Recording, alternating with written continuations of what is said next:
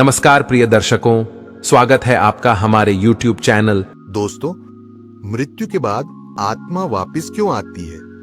मृत्यु के समय कैसा प्रतीत होता है? मृत्यु से पूर्व कौन से संकेत मिलते हैं?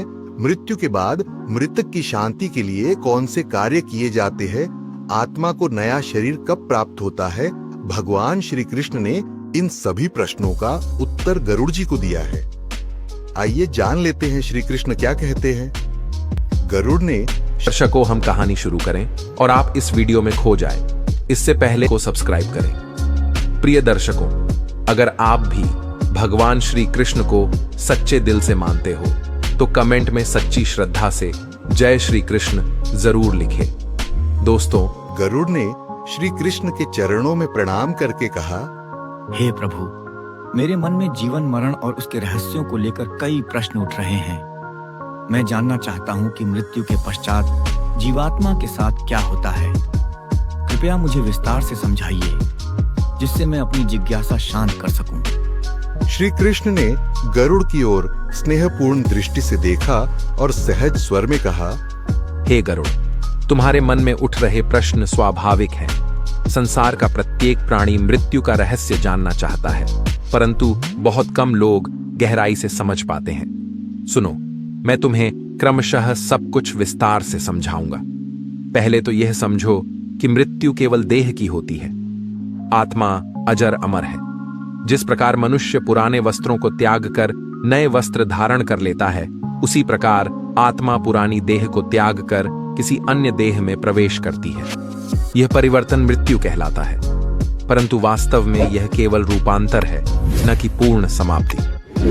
गरुड़ ने पुनः विनम्रता पूर्वक सिर झुकाया और पूछा, हे दामोदर, आप कह रहे हैं कि आत्मा अमर है, परंतु मैं यह जानना चाहता हूँ कि मृत्यु के बाद वास्तव में क्या होता है। मनुष्य के प्राण निकलते ही उसकी आत्मा किस लोक में जाती है और वह कौन से अनुभवों से होकर गुजरती है?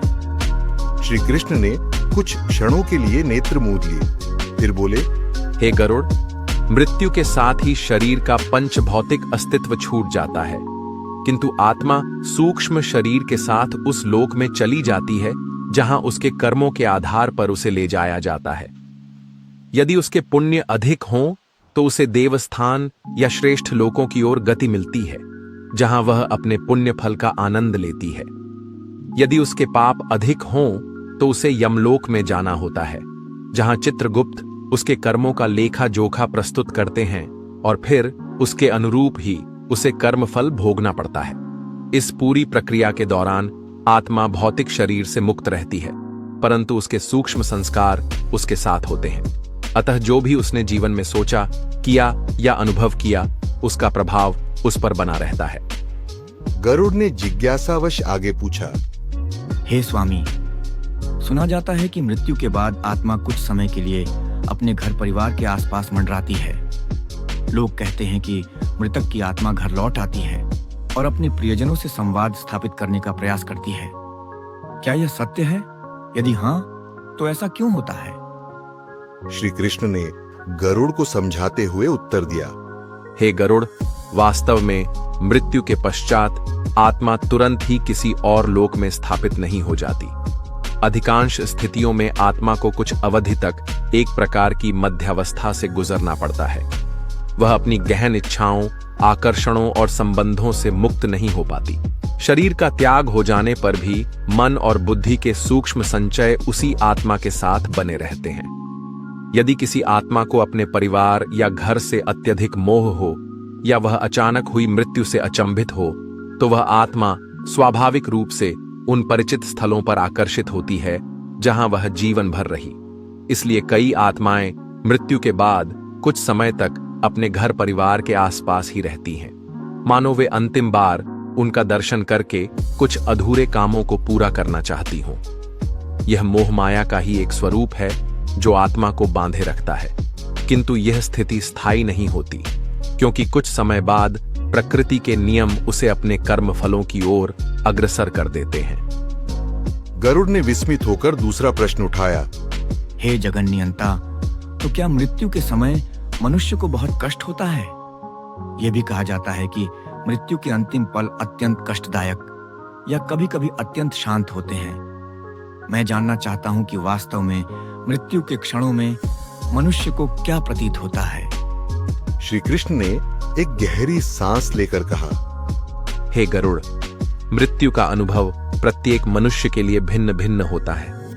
जो मनुष्य शांत चित्त से ईश्वरीय स्मरण में रत रहकर जीवन व्यतीत करता है, उसे मृत्यु उतनी ही सरल लगती है जैसे एक शयन से दूसरे शयन में जाना। उसके मन में न भय रहता है, न ही कोई क्लेश। किंतु जो लोग पाप बुद्धि से जीवन जीते हैं, उनके लिए मृत्यु के क्षण अत्यंत भयावह प्रतीत हो सकते हैं। उनका मन अनेक प्रकार के आतंक और पछतावे से भर जाता है। उसी भय के कारण वे मृत्यु के समय घोर संताप भोगते हैं। इसके अतिरिक्त यदि देह में कोई गंभीर रोग या पीड़ा हो तो वह भी मृत्यु को कष्टदायक बना सकती है। परंतु आध्यात्मिक दृष्टि से देखा जाए तो आत्मा देह त्यागने के क्षण में एक प्रकार की शांति का भी अनुभव कर सकती है, विशेषकर तब जब उसने पूर्व में ईश्वर के प्रति समर्पण कर रखा हो या पुण्य कर्मों से अपना अंतःकरण शुद्ध कर लिया हो। गरुड़ ने आगे निवेदन किया, हे प्रभु, आपने बताया कि मृत्यु का अनुभव भिन्न भिन्न प्रकार का हो सकता है। मैंने यह भी सुना है कि मृत्यु से कुछ समय पूर्व मनुष्य को विशेष संकेत मिलते हैं। क्या यह सत्य है? यदि हाँ, तो वे संकेत कैसे होते हैं और मनुष्य उन्हें क्यों नहीं पहचान पाता? श्री कृष्ण मुस्कुराए और बोले, हे गरुड़, प्रकृति बड़ी ही रहस्यमयी है। जब किसी मनुष्य की मृत्यु निकट होती है तो शरीर और मन में परिवर्तन आरंभ हो जाते हैं। कई बार ऐसा होता है कि व्यक्ति को स्वप्न में अजीब दृश्य दिखाई देते हैं। कभी उसने देखा कि उसे किसी अपरिचित लोक की यात्रा के लिए बुलाया जा रहा है, कभी वह अपने दिवंगत परिजनों को देखता है। साथ ही शारीरिक लक्षण भी होते हैं, जैसे भोजन में अरुचि बढ़ती जाती है, चेतना धीरे धीरे क्षीण होने लगती है और कई बार हृदय में एक अनजानी सी व्याकुलता उत्पन्न हो जाती है। मनुष्य के आसपास रहने वाले लोगों को भी उसके व्यवहार में असामान्य परिवर्तन दिख सकता है, जैसे वह अचानक बहुत शांत हो जाए या अकारण किसी से क्षमा मांगने लगे या अपना सामान बांटने की इच्छा प्रकट करने लगे। ये सभी संकेत मृत्यु के आसन्न होने का सूक्ष्म संकेत देते हैं, किंतु अधिकांश मनुष्य या तो इन संकेतों को अज्ञानवश नजरअंदाज कर देते हैं या उन्हें समझ नहीं पाते। जो जागरूक होते हैं वे इन संकेतों को पहचान कर जीवन की अंतिम घड़ियों में भी धर्म का अनुसरण करके अपनी आत्मा को शुद्ध करने का प्रयास करते हैं। गरुड़ ने कुछ पल मौन रहकर फिर प्रश्न किया, हे वासुदेव, अब मैं जानना चाहता हूं कि जब मनुष्य की मृत्यु हो जाती है तब उसके परिजन उसकी शांति के लिए विविध अनुष्ठान, श्राद्ध, तर्पण आदि क्यों करते हैं? क्या वास्तव में मृतक की आत्मा को इन कर्मों से शांति मिलती है या यह केवल सांस्कृतिक प्रथा है? श्री कृष्ण ने गरुड़ के प्रश्न का गंभीरता से उत्तर दिया, हे गरुड़, जिन कर्मों को तुम श्राद्ध, तर्पण, पिंडदान इत्यादि नाम से जानते हो, वे केवल सांस्कृतिक प्रथाएं नहीं, बल्कि सूक्ष्म जगत से जुड़े महान वैज्ञानिक और आध्यात्मिक उपाय हैं। जब आत्मा देह त्याग देती है, तब भी वह अपने कर्म बंधन और मानसिक संस्कारों से जुड़ी रहती है। यदि उसके पास कोई अतृप्त इच्छा हो या वह किसी पाप या दोष के कारण पीड़ित हो, तो उसे आगे की यात्रा में बाधा अनुभव हो सकती है। यही कारण है कि परिजन मंत्रों, पवित्र आहुतियों और दान पुण्य के माध्यम से उस आत्मा के लिए शुभ संकल्प करते हैं। इस प्रक्रिया में जो दान या हवन आदि किया जाता है, उसका सूक्ष्म परिणाम उस आत्मा तक पहुंचता है और उसे शांति प्रदान करता है। साथ ही ये सभी अनुष्ठान परिजनों को भी मानसिक रूप से संतोष देते हैं, क्योंकि वे अपने दिवंगत प्रियजन के प्रति अपना कर्तव्य निभा रहे होते हैं। अतः इन कर्मों का एक भौतिक पक्ष भी है और एक आध्यात्मिक पक्ष भी, दोनों ही अत्यंत महत्वपूर्ण हैं। गरुड़ ने जिज्ञासा से और विस्तार चाहा, हे जनार्दन, सुना जाता है कि आत्मा को नया शरीर पाने के लिए भी कुछ समय लगता है। क्या यह समय निश्चित होता है या आत्मा के कर्मों के आधार पर भिन्न भिन्न हो सकता है? मैं यह भी सुनता हूं कि कुछ आत्माएं शीघ्र ही पुनर्जन्म ले लेती हैं, जबकि कुछ लंबी अवधि तक किसी लोक में रहती हैं। कृपया इस रहस्य को थोड़ा और स्पष्ट कीजिए। श्री कृष्ण ने गरुड़ की बात सुनकर कहा, हे गरुड़, आत्मा को नया शरीर कब प्राप्त होगा? यह पूरी तरह उसके संचित कर्मों और उस समय ब्रह्मांडीय व्यवस्था में उपलब्ध योनियों पर निर्भर करता है। कर्म से ही तय होता है कि आत्मा को मनुष्य योनि मिलेगी, देव योनि मिलेगी, पशु योनि मिलेगी या किसी और लोक में निवास करना होगा।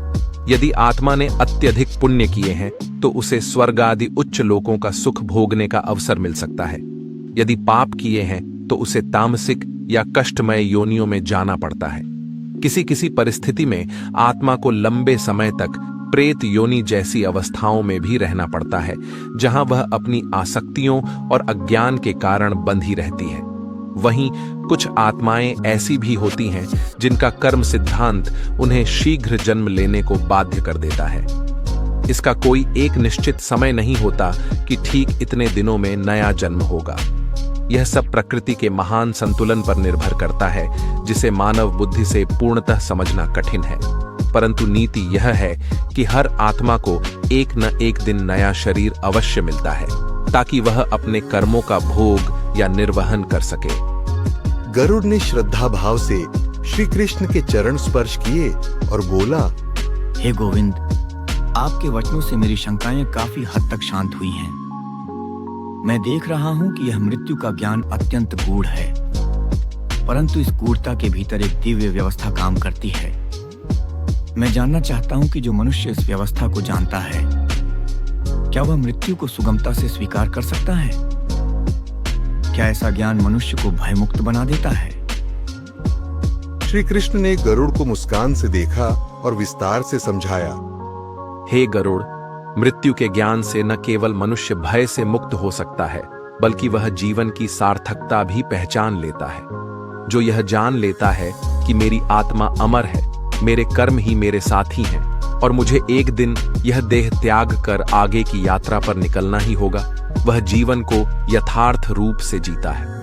वह अनावश्यक मोह और आसक्ति को धीरे धीरे त्यागने लगता है, दूसरों को कष्ट पहुंचाने से बचता है, दया और परोपकार में रुचि लेने लगता है, क्योंकि उसे भलीभांति विदित हो जाता है कि जो कर्म मैं अभी करूंगा उन्हीं का फल आगे भोगूंगा।